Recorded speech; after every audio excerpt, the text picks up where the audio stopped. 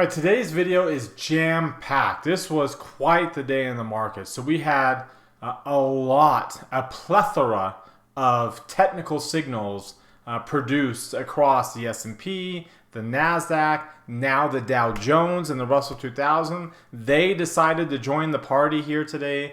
So we're going to break down all the different signals. There are so many, and they're not all the same. On one hand, we have some extreme exhaustion signals, which is not surprising on the NASDAQ 100. You're also seeing them on the S&P, and as well as the VIX for that matter. So I'm going to show you what all those signals are. And I'm also going to break down the breakout signals we're getting on the Dow and the Russell. And we're going to put those two together to try to figure out what in the world are we going to make out of the kind of move. It was such a good day across the board. Everything looked really, really good. The question is, did it look too good? So we're going to break that down in the video to see whether or not how bullish we can be going into now the end of the year, considering we may have gotten what we were waiting for now, what, 7 months, 8 months today. Did we finally get what we need to get that move up to 4,800 and beyond? We're going to break all of that down. So big moves in different asset classes and sector moves are kind of interesting as well. Kind of some, like I said, some areas joining the party, and then we'll obviously our trade idea will take advantage of the kind of breakout signals that we got in the Dow Jones, Russell 2000, and those areas. So let's go ahead and get started. Today is Friday, June the 2nd, 2023. This is the Market Outlook from MarketScholars.com. My name is David Settle. Right, before we get going, I invite you to subscribe to our YouTube channel with this icon here, the red subscribe button down below. Click the thumbs up icon to like our video. Comment on anything that stood out to you today. Join our website at MarketScholars.com for free. Follow me on Twitter for more content between the videos, and join our Market Outlook Facebook group that we've created. Alright, if you're watching us here on our blog, check out some of these other things over here on the right, including our Market Outlook live video that we do. Come down to the bottom, click this heart, it opens up this tab. Hit that like button there. Same thing down here. Click that thumbs up icon, it opens up this tab, and hit that like button there. Again, the more you do that, it helps get our content out to all of our followers on those platforms. Again, our goal is to get to 100 likes on Twitter. We got really close again. We've come like just within a few every time. So it's really a big deal to us. Why we always ask day in and day out. So thank you to those who do like us day in and day out there. Those who don't, you can do it right now while you're watching with 1 or 2 really easy clicks. All right, let's start off with a look at the S&P 500 with the market forecast indicators. You can see we finished the week with a cluster, big move to the upside, really a pretty decent 2-day rally. It's not the biggest, of course, when you look at the daily price moves here. It wasn't that, I mean, it was two 1% moves, so nothing too dramatic, but you know, out of 6 days, this has been a pretty decent 6-day rally, which you'll see here in a second is significant. Over the past 6 days, you can take a look over here. Here's our 6-day move, right? So it's not the biggest. If you look at the rate of change, and we were to change this to a 6-day rally, the 26-day rally is up 5.5%, but the 6-day move is up 4%, and that's, again, it's not the biggest move. We've seen it about this big multiple times, usually coming off of some low points, some bigger moves. You can see mainly because of some big 2% gains. This doesn't have a single 2% gain in it, so it was kind of more of a gradual run that we've seen in some of these other instances. Regardless, it finished with a cluster, not just on the daily chart, but it also finished with a cluster on a weekly chart. This is the second cluster in 6 weeks that we have gotten on the S&P 500. What's notable about this cluster is that first cluster was associated with a cluster on the Dow Jones Industrial Average as well. This one is not, of course. It's pretty darn close, except the intermediate line's actually falling. The momentum line did rally, and the near-term rally didn't get far enough up there. And you're not as far. You're further. You're 3% above. You're less than 1% above the S&P or the 30-week moving average this go around. If you look at your NASDAQ 100, it got a cluster not 6 weeks ago, but 5 weeks ago, right? So it came a week after the other indexes got their cluster. And it did not get a cluster here, a little bit too small of a range to get the momentum line up high enough. The near-term line is about as high as it is. And then the Russell 2000, of course, didn't get a cluster 6 weeks ago and didn't get a cluster now either because it's bearish. Its intermediate line is actually in bearish territory right now. Not very common for that to be as bearish as it is. Again, when you're so bullish on like the S&P. So you got a cluster on the daily and the weekly. That's not a common phenomenon either. The last time that happened was over here in February of 2021. And we got multiple clusters on this. Really, remember this was very, very fueled by liquidity, QE, 0% interest rates. Inflation really drove the value of the index up until the Fed started to intimate that they were going to cut interest rates. So that's kind of how the market forecast looks for the major indexes. So it's a pretty significant overbought signal. At the same time that you get this signal, a very overbought signal on the S&P and the NASDAQ 100 for that example. It's one thing to get a cluster early on. A lot of times you get a cluster early on. And that's actually a very good sign. That's when the intermediate line just gets up into the upper reversal zone. If you can get a cluster there, that's like a thrust type signal that can really solidify the move and get you going on a really decent move to the upside. Of course, that hasn't happened for a while because we haven't been in the bullish trend. But in this particular case, we're actually 2 months into this current intermediate run on the S&P 500, and we got a cluster. So the more mature the trend is, by the time you get this signal, the more of an overbought signal it is, rather than a thrust signal. It's more of a kind of an exhaustion type signal. And like I said, the NASDAQ has actually been on a bullish trend for a little bit longer, right? This is the second cluster of its trend. It did not get one over here. It came really close to getting one when the intermediate line first got into the reversal zone. But again, we're getting a cluster now on the daily chart with the market sentiment line, no less, which again increases the idea of exhaustion when the market sentiment line is that high. It's very hard for the long-term line to get to that move. So at the same time, you're getting these exhaustion signals on the S&P and the NASDAQ. We're getting new bullish signals on the Dow, like a bear tag. Let me zoom out 2 years so you can see what this looks like. A bear tag typically starts the bullish moves, right? So you can see the bullish intermediate trend starts with a bear tag. Small bullish intermediate trend starts with a bull tag. Bullish intermediate trend starts with a bull tag. They all start with bull tags. On occasion, just like a bear tag, just like a bull tag can be a bounce signal when you're in a bullish trend, a bear tag can be a bounce signal in the bearish trend too. So now this is a percent above. We did get about a percent above over there too. It's not that 2.5% mark, which is kind of what we look at in the Dow and the S&P.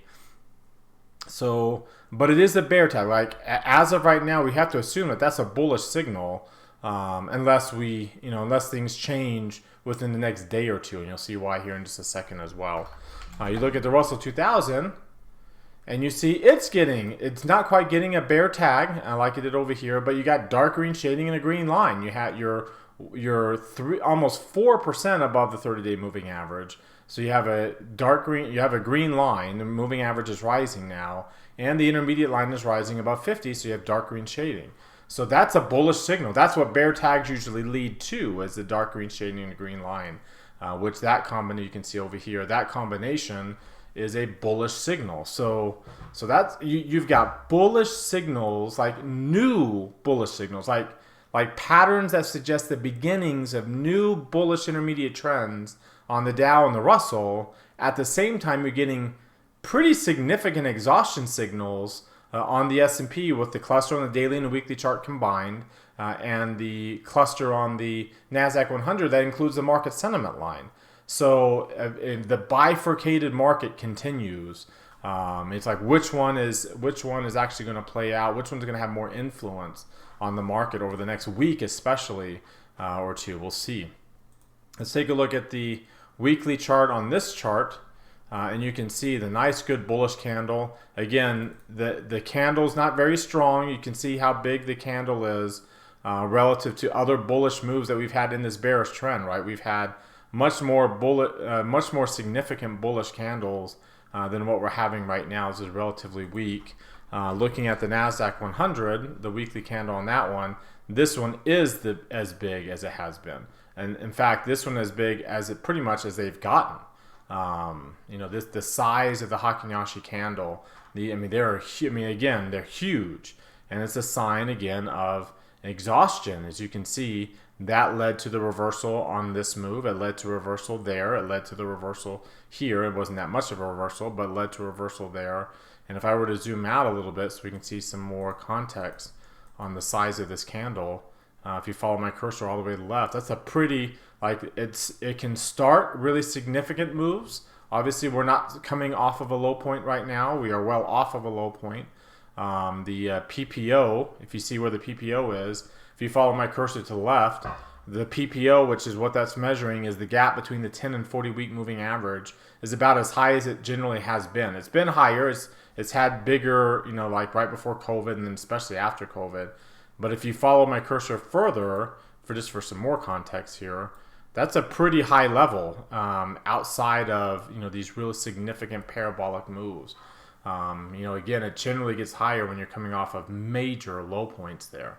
Now you combine that with the idea that the Hakinyashi candle, now follow my cursor all the way over to the left, is pretty darn high. And again, it's not one of the first candles. It's one thing for it to be high when it's one of the first candles coming off of a low. It's another thing when we've been coming off the low, and now it kind of shows exhaustion signs there.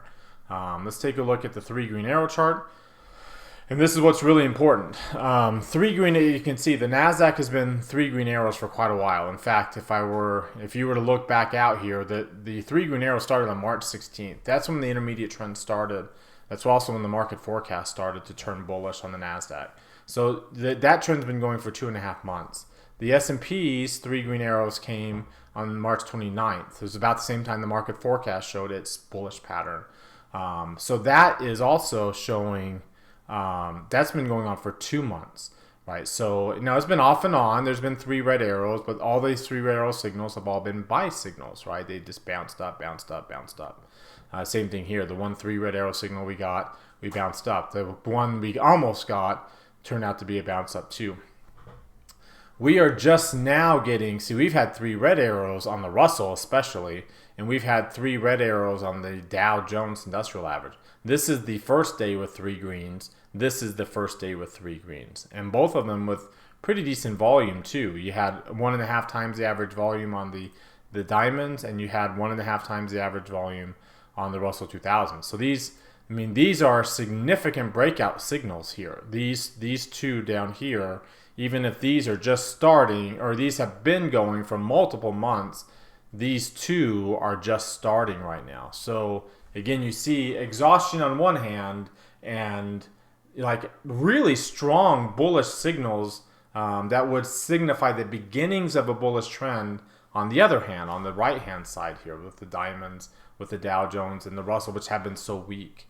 Let's look at the 2 line versions of the chart here. So the S&P 500, you can see the blow off here, or the move up to the upside. You can see that we're sitting right at, let me zoom out, you're sitting right at the 62% retracement of this entire correction. So we passed through the 50%, which is narrative changing. Remember, everybody told us back over here when we got in that August peak that you never form a new low when you break above the 50% of the correction. Well, so this is the first time that's ever happened, supposedly. And so here we are now back above the 50% of the past couple of weeks. And now we're sitting at the 62%, and see that black line, this 23% retracement is the post-COVID rally retrace. So we started to reach, once we broke the 23%, that's when we started to retrace. That's when we had this correction. And then now, supposedly, being back above the 23% would suggest that we are ending the correction. That's the S&P. The diamonds are showing a similar pattern. You're sitting right at the 62% retracement, which also happens to be the point of control, no less. It's the only index that's been below its point of control. And then the 23% line of the post-COVID rally, we got above that last year and have been above it ever since, with a brief, turn below it. But we've been above it for most of the past, however many months from October 28th till now. You're looking at, 5-7 months we've been above the 23% retracement. The Qs is a much different story. So the Qs have been below the 23% retracement this entire time and has come nowhere near it. Same thing with the 62% retracement. Same thing for that matter for the 50% retracement. We just barely got above the 50, and we're sitting right now right at the 62% and then that 23% retracement level. So you're sitting right at levels like the NASDAQ. This parabolic move we're on here basically has caught it up to where the Dow Jones and the S&P 500 is. And again, you can see like the MACD right now, this momentum move that we're getting is in the 92nd percentile of the past however many years. This is 2 years. This is the 92nd percentile of the past 2 years. This is the last time, that exhaustion peak is the last time we've been this bullish, and then this peak in August was the last time we were this bullish. You can see you also got green dots over here in March. So all of these other strong momentum moves ran out of gas. Now this is unique. These were all lower highs, lower. This is not only a higher high, but it's actually eclipsed the past two of those peaks. So is this peak going to show weakness now that we're getting green dots here? With the green dots meaning we're above the 90th percentile in the case of how much momentum we've got. If I were to zoom out a little bit to a 5-year chart, you don't have the green dots anymore over there because we were so bullish coming off of COVID. But you get the idea of just how strong a momentum move that this has been on the NASDAQ to catch up to where the S&P and the Russell 2000 is. Of course, if you look at the IWM, you can see it's barely above it finally got above the 200-day moving average. So the Russell 2000 here finally, I don't think I've got the Fibonacci lines drawn here, has finally gotten above these levels. If I were to throw on the Russell, we can see the Fibonacci lines. So there's the move above the 200-day moving average. And let me show the Fibonacci lines. So there's the 62% and the 23%. So these lines right here are where the other indexes are all at, right? Either right on them or maybe a little bit above them. That's where they're at right there. The Russell's still down here. Like it hasn't even crossed a 23% retracement here of the correction move. It's sitting right at it now. It's also sitting at the 50% retracement of this run, the August peak to the October lows that we've been correcting now across all these indexes for so long. It hasn't been able to get above the 78 line and stay above it. It hasn't been able to get below the 23 line and stay below it. So we've been retracing at that move for this long, and you're sitting right in the middle of it, right smack dab in the middle of it. So the Russell, in terms of catching up, has far more to catch up to where the other indexes are. But, breaking above the 200-day moving average, a day after breaking above all the other lines at once, and then you break above the 200-day moving average the next day, that's a pretty decent move. Again, that's if you look at the moves, see, here's the other thing too. If you look at the diamonds, they closed up 2% with a pretty good gap, runaway gap there. And then if you look at the bottom, there's the gap down here, and then there's the 2% move. You look at IWM and you say, well, there's a pretty good gap and even a bigger move. This is the biggest gain on the Russell 2000 since back here in November the 10th of 2022. We had how much was that? A 6% gain to the upside. We've had some other moves to October the 4th of 2022 that led to some weakness there. But, this isn't the first 3%, but it's the first one of this entire year where the NASDAQ has been so bullish and everything else has been so bullish except for the Russell 2000. Let's take a look at some of these other oscillators here really quick for the S&P. And these are some things that stand out too.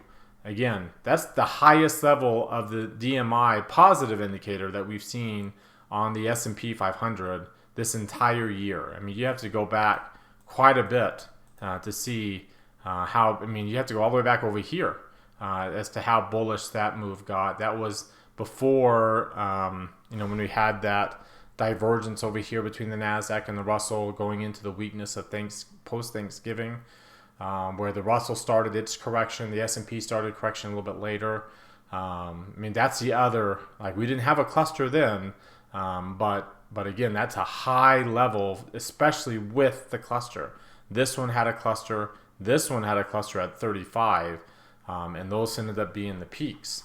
You look at the Qs, and it's even worse, right? We're above 45 right now, which again, we haven't had in the last couple of years. The last time that we were even just above 40, we were above 45 there too. We had a cluster, and that ended up being the peak. So we're getting a cluster again, and look how high the ADX is, higher than any other time on a bullish run that we've had in the last couple of years. Again, the last time was in November here, right before that divergence started to play out negatively for the Russell first, and then negatively for everything else. So you see the exhaustion gaps, whereas the diamonds, you just got the bullish crossover. Your negative indicator's not below 20 yet, but you just got that bullish crossover, and then same thing on the Russell. The Russell, the ADX is well below 10, and you've got the breakout move above 30 on the positive, but still not quite below 20 yet on the negative. Let's take a look at the RSI and the CCI. So the SPX, you can see the CCI almost got to 200, 66 on the RSI is not 70, but it is a pretty high level for the S&P. The NASDAQ is above 70. In fact, the NASDAQ RSI is higher than we've seen in a couple of years. So that's a really decent level there. Your Dow Jones Industrial Average just broke into bullish levels. Your Russell 2000 just broke to bullish levels, above 60 even on that. So you see the divergence where the two main indexes that have the bulk of the weightings, and the NASDAQ 100 makes up a huge percentage of the S&P 500. So they make up a bulk of the weightings, are exhausted. And then these two have literally just started bullish breakout signals, produced bullish breakout signals Friday, today, like this period here. Let's look at the Ichimoku cloud. Well above the cloud, right? And you have the beginnings of the intermediate trend strength, which is about as high as you got over here. You got a little bit stronger, but you have the beginnings of an intermediate trend strength. The Qs, of course, have been mature in their strength for quite a while. The diamonds still don't have a trend going. I mean, that's, again, we haven't broken out here. As great as a day as this is, I mean, we've had bullish signals over here too, and neither one of these have broken out of this 7-month-long sideways trend. IWM still also does not. I mean, it broke above the cloud, which is absolutely outstanding, but there's still no trend going there either on the Russell 2000. So you can kind of get an idea. The McClellan oscillator, in terms of breadth, the breadth looked great on Friday. Really, really good. You got above 35. Which is the first time we've been above 35. That, getting, the idea that when you get below positive 35 and then get back above it, that typically signals a bearish run. All of these were bearish runs here. All of these, when you drop below 35 and get back above it, this dotted line, all of these were all bearish moves. The difference between this move is we didn't have any moves below minus 35, so we never got a bearish trend going. We were actually bullish here. Of course, that wasn't the case on the diamonds, on the Dow Jones Industrial Average. We actually did drop during that same period there, as well as the Russell 2000. But the S&P, of course, the NASDAQ did not at all, right? The NASDAQ rallied sharply during that entire move. I mean, that was a big move to the upside, while the McClellan oscillator was below positive 35. But we did get back above it, right? So that is a very good sign for breadth. That's not the only positive sign for breadth. The new highs and new lows index, which we monitor very closely, we'll come back to the skew in just a second. The new highs and new lows index got above positive. It got to positive levels for the first time in a while. You can see it got 140, so not only get it positive, but it got above 100. So that's, again, we haven't seen that. If I were to zoom out here a couple years, There we go. Again, you can see just that period there in February where we had the exhaustion peak. Did we get above 100 and stay above that since this whole correction started? So lots of negative, lots of red here, and for the first time we're kind of getting, and for the second time we're getting a strong move above 100. So good breadth indicator there. The number of stocks above their 50-day moving average also jumped up. Didn't jump above 300 yet, but at least it got above 260. In fact, this is why I brought up that rate of change down there. This is a strong rate of change, one of the biggest jumps in breadth that we've seen. Again, this usually, when you get this big of a jump, you're coming off of lows. Obviously, we're not coming off of lows. So you're either you're getting a thrust signal to start a trend, or you're getting a thrust signal to end a trend, which would be an exhaustion signal. And so the fact that that's so high, 47% change in the number of stocks above the 50-day moving average is such a thrust type move, such a big move. And then the fact that we're not coming off of a significant low point would suggest that we are exhausting this move now more so than we are beginning a new move. So something to keep in mind there from a breadth standpoint. Let's take a look at the Russell the intraday moves on the S&P. So you see a gap here. We gapped up. So the gap on the S&P wasn't nearly as significant as it was on the Dow. This one would be the daily price moves on the Dow so it was not a standard deviation move, and we did not finish with a 2% gain or more. So you would not consider this a runaway gap. First of all, you wouldn't consider it a runaway gap because we're not coming off of an intermediate low point. It's also not a breakaway gap because we don't have those factors, those 2% gain or the one standard deviation or more gap to the upside. So this has all the makings of a common gap. The Qs did have a common gap. In fact, the Qs actually filled in its gap already. It filled in the gap this morning already, and it didn't really go anywhere. It didn't get above the opening high on the Qs. It did, we were 0.75% higher, but we didn't get above. So we got well above the opening high on the S&P, and we really got above the opening high on the Dow Jones. We got well above that opening high in the Dow Jones, and for that matter as well on the Russell 2000. So these two have all the makings of a runaway gap, whereas the Qs, again, it's not that bullish at all, and we've already filled in the gap. And the S&P, you would consider that our common gap, which means more likely than not where it's going to fill than not. So that's kind of stands out to me a little bit. It makes you wonder a little bit, because if we fill in this gap here, if we come all the way down and fill in that gap, we'll be back in the lower half of the 4-week range, and we'd be back below. We won't have 3 green arrows anymore. We'd be back below the 30-day moving average. Same thing on the Russell 2000. We cannot fill these gaps in this week, this coming week. We have to maintain a 3 green arrows on both the diamonds and the Russell by the end of the week. If we want to stay bullish and not have this be this enormous fake out pattern, then we cannot fill in those gaps. But the problem is the S&P and the Qs, which make up the bulk of the market, right, from a weighting standpoint, they have filled. It's a common gap. They are showing exhaustion moves with common gaps, which means they are more likely to fill that in and come down, especially with their exhaustion signals we're seeing. So the likelihood of the diamonds and the Russell 2000 filling in these gaps are actually pretty darn high. And if they end up producing, if we end up losing those 3 green arrows as fast as we got them, that will be more bearish than had we not even had this kind of move at all and we just fell down. That would be really bearish. So that's by the end of the week, we need to hold those gaps on the diamonds and the Russell, and we need to have 3 green arrows maintain themselves, and then we can feel really good about these bullish breakout moves in the face of exhaustion, way overbought signals that you're getting on the S&P 500 and the Russell 2000.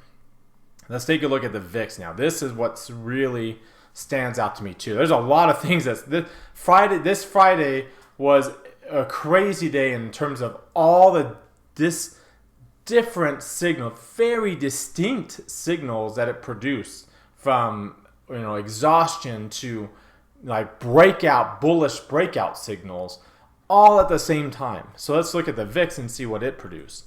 So the VIX dropped like a rock. It dropped for the first time since before COVID. We have a VIX below 15. That is now it's not below 80%, though it's pretty darn close. It got down relative to one of its lowest levels. There seems to be some anomaly there when it got below 80%, but this is pretty darn close to one of its lower levels. Of course, it is below 15, and the VVIX, of course, it did not drop. But here's the thing about the VIX. You can see the 2-day move and the 6-day move. So here's the 2-day move and the 6-day move. One thing too I want to bring up, and I saw this from Jesse Felder online. He mentioned the difference between the correlation between the VXN and we'll take a look at that just here in a second. But let's first go to the rate of change. This is dramatic, right? Look at the VIX move here. Again, not over 26 days, but let's just go 2 days, right? This is the last 2-day move. Like that, we have dropped down 18% in the last 2 days. Just to kind of give you an idea that that's not common, not very common. It hasn't happened since over here in May of 2022 when we were coming off of 33. We're coming off of 18 of this 2-day move. You can see another instance we were coming off of a peak in the 30s. And another instance, we were coming off of a peak in the low 30s as well. And another one right there when we were in the high 20s, we had a couple of days. But look what happens every time after we get these dips to 18% or more. We get a jump in volatility of 29%. We get a jump in volatility over 2 days. We get a 2-day jump of 16%. We get eventually a 2-day jump of 35%. We get a 2-day jump of 18% immediately after this one, and then eventually one of 30%. So all of these other times that we've had this big of a drop in volatility over 2 days, and then again you can see we've had a 6-day rally or a drop here in the VIX of 27%, which again is not common. But look what happens when we get a 6-day drop of 27% or more off of much higher levels than what did we come off of here of 20. We came off a peak of 20 with a 27% drop in volatility. All the other peaks here were like above 30 or above 30. But you notice the next 6 days, we had a volatility jump of 22%. This one led to a volatility jump of 40%. So all those other instances led almost immediately to a volatility jump. And remember, we're due a volatility jump of nothing, a lot more than just 11%. We're due for one of those types of, and here's a couple of reasons why I say that. First of all, the correlation between, let's go over here. The correlation between the VIX and VXV, remember, got below zero, got to below minus 40%, right? Which is, again, typically leads to some kind of strong rally in volatility there.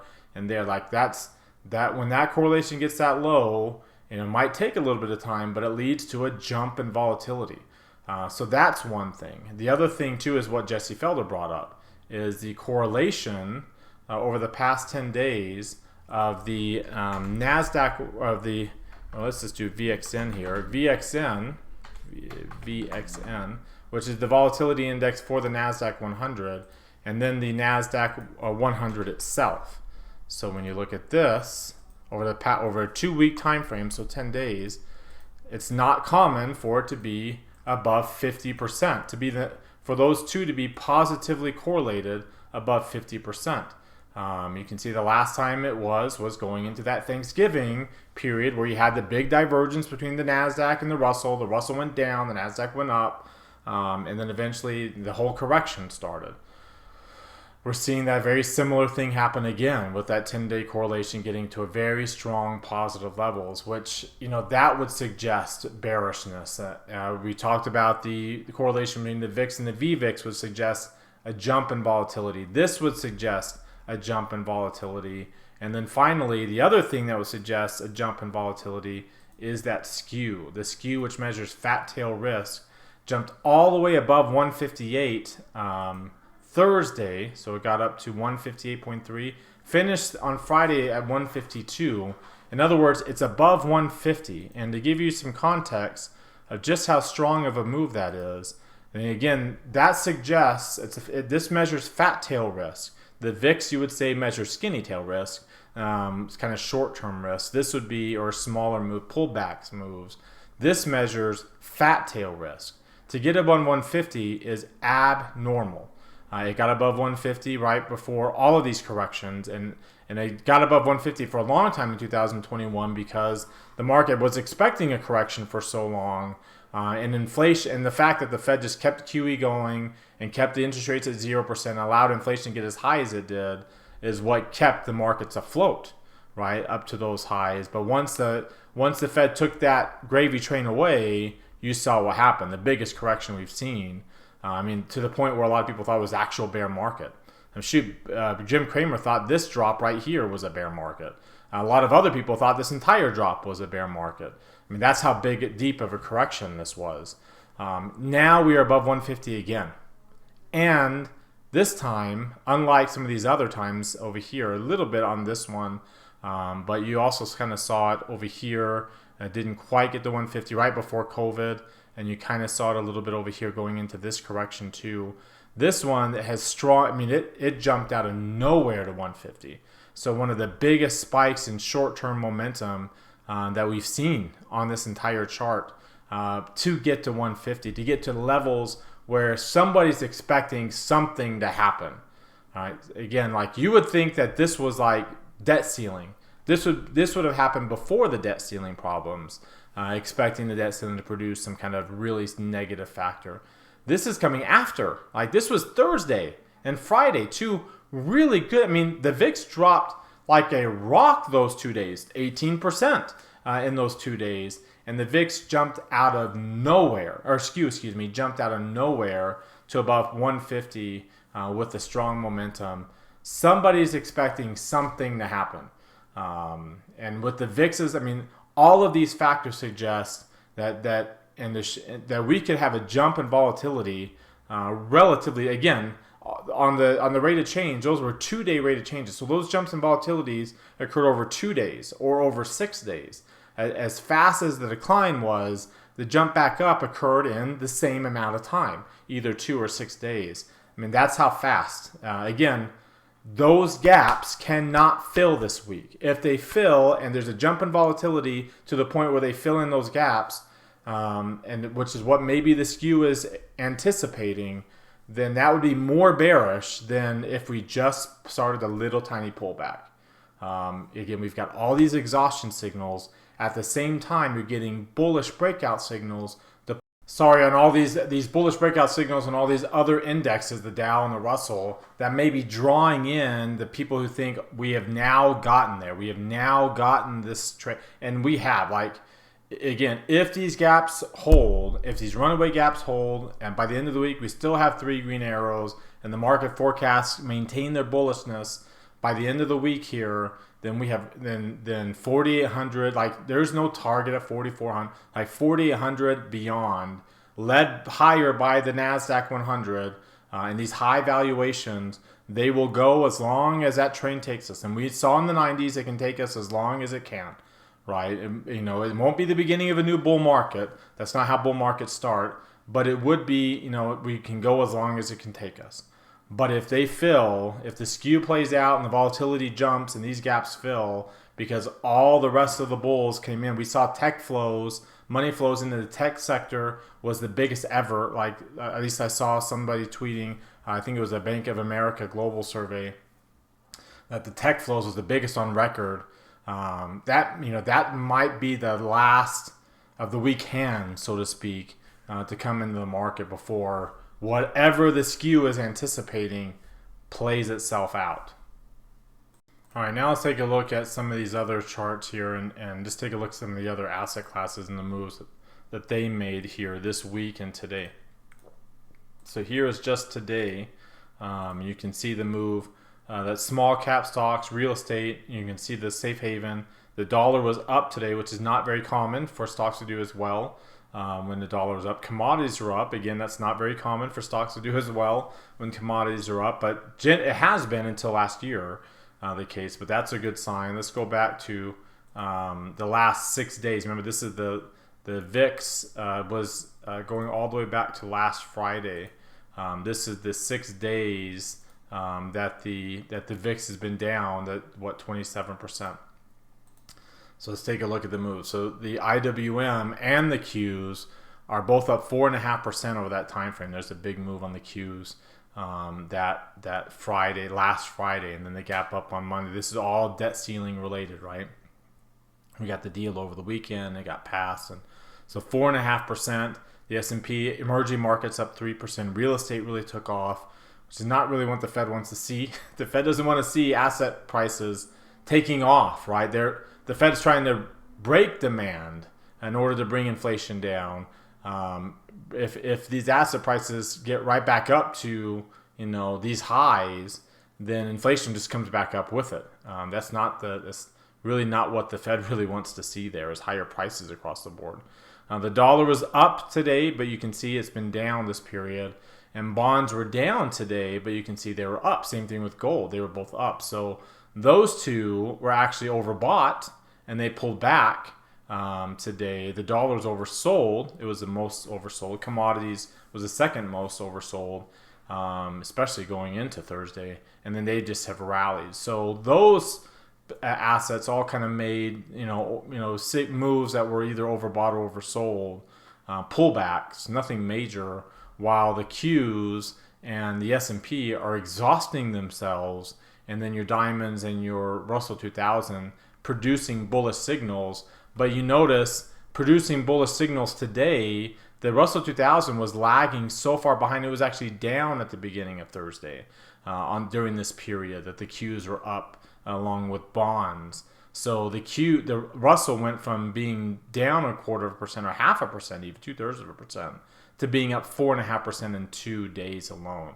And that's one of your bigger moves on the Russell 2000. And again, such a short amount of time in what we've seen. Again, going over just a 2-day move in the Russell. So that's the S&P up 2.5%, which itself is a pretty decent move. But here's the Russell up 4.5% over 2 days. Again, you have to go back to over here, and that ended the run at that point. And this was coming off of a low point. And that run didn't last very long. It was too big, too fast, and we had to go up a lot more gradually. So even this move for the Russell 2000, you would consider to be relatively exhaustive in the fact that it generally doesn't go up very much. This one actually did there in July of 2002. When you look at this move in July of 2002 all the way up to that August peak, the difference there between now is, so here we are, this is what, the 19th and the 20th of July that we got that 2-day run. So here is the 19th and the 20th for the S&P. We were just breaking out there too. So there's a difference between the clusters we're getting now in the S&P versus coming off of lows. So the Russell is getting a semi-exhaustion type move itself over a 2-day period in line with what we're seeing on the S&P in its exhaustion period. And of course, the same thing with your diamonds getting, again, coming off of a low point, but not in line with other periods where the S&P was also coming off of a low point, not showing, and for that matter, the NASDAQ too, and not showing exhaustion there. So interesting patterns there. If you take a look at this 12 grid, which we've been watching to see because they've been so different, this is a big change today. So again, dark green shading, cluster on discretionary, which has been trying to catch up to communication services up 15% 3 months, technology up 19%. So there's your cluster on the S&P. There's all your breakout signals on all these other kind of Russell 2000, Dow Jones type areas.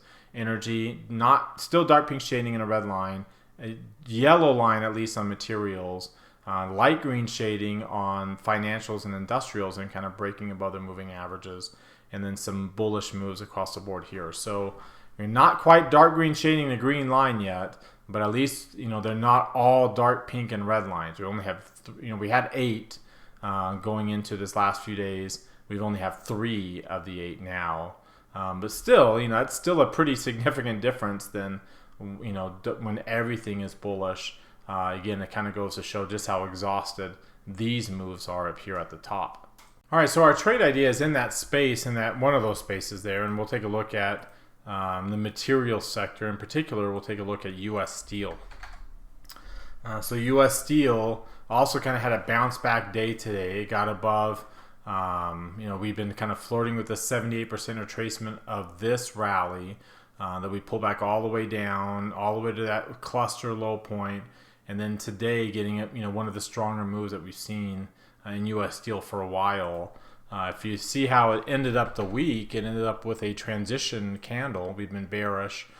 We got some transition candles here with the possibility of turning bullish. And you look at the 3 green arrow chart, and we have 2 green arrows. The MACD has been positive, so Stochastic's been flirting with it. And now you're almost about to that third.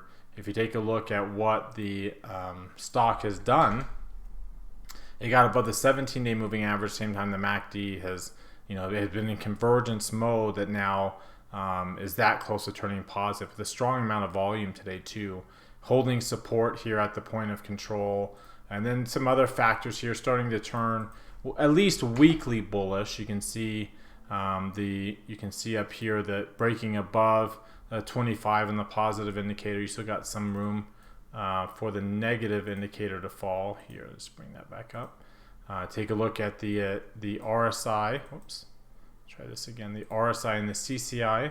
You can see you broke above 0, broke almost above 50, out of bearish territory on U.S. steel there. Looking at the Ichimoku cloud, we have had pretty strong bearish trend, but you're above the green line. Your rate of change is that close to being positive again. So you're not nearly as bearish as we used to be. And then the Keltner channels, you can see on the Bollinger Bands, we were actually, we moved inside. We had such a bearish momentum. You were outside the Keltner channel. We moved inside of it, got back down to the Keltner channel, bounced into the middle of the range, very, very small bandwidth, after hitting again that support down there and bouncing back up. So outside of the bands, bouncing back up.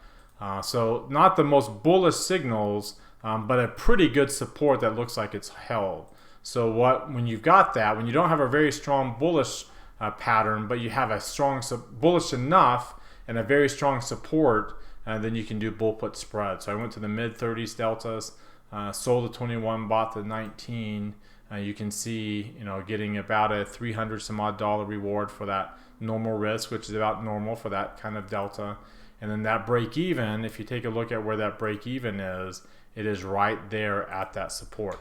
So again, we'd have to break a significant support here for us to lose up to $1,000, right? Which is what we've maximum loss. We wouldn't want to lose more than that same 329. We want to cap our loss off and get out of this trade once we lost that amount. So that's how we can take advantage of and give ourselves some flexibility in case this doesn't work out. We have some flexibility in U.S. steel down the support. But if it does, we can get a good bullish trend, potentially relatively quickly, bullish move to where I can roll this up and maybe get another maximum gain. I mean, maybe 1.5 times the maximum gain by the time we get to July expiration. All right, well, that does it for today. You've heard from me now. Now I want to hear from you. Use that link popping out in the top right corner of your screen. That takes you to our Market Outlook forums. Open up any new thread there with any questions or comments you have. Reply to anybody else's thread, and let's keep this conversation going in between videos. Again, thank you very much for watching. Remember to subscribe to our YouTube channel, hit that thumbs up icon, comment on the video. Follow us join us at marketscholars.com for free. Follow us and like us on Twitter and Facebook as well. Have a great rest of your weekend, everybody, and we'll see you all on Monday.